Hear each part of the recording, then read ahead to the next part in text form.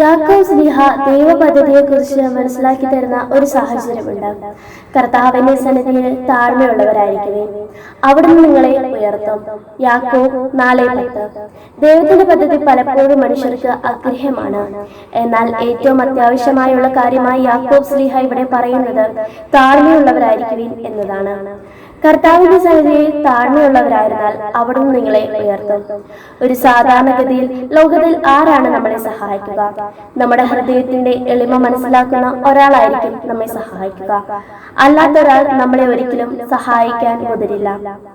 ഒരു അത്യാവശ്യ ഘട്ടത്തിൽ പോലും നമ്മളെ ഒരാൾ സഹായിക്കണമെങ്കിൽ ആ വ്യക്തി ആയിരിക്കുന്നതിനേക്കാൾ താഴ്ന്ന നിലയിലായിരിക്കണം നമ്മൾ ഉണ്ടായിരിക്കേണ്ടത് എന്നത് ഒരു സ്വാഭാവിക നിയമമാണ്. ഉയർന്ന ഒരാളെ നമ്മൾ എപ്പോഴെങ്കിലും സഹായിക്കാനായിട്ട് മുതിരുമോ? ഒരിക്കലുമില്ല. അതുപോലെ തന്നെയുള്ള ഒരു കാര്യമാണ് കർത്താവിന്റെ സന്നിധിയിൽ താഴ്മയുള്ളവരായിരുന്നാൽ അവിടുന്ന് നിങ്ങളെ ഉയർത്തും.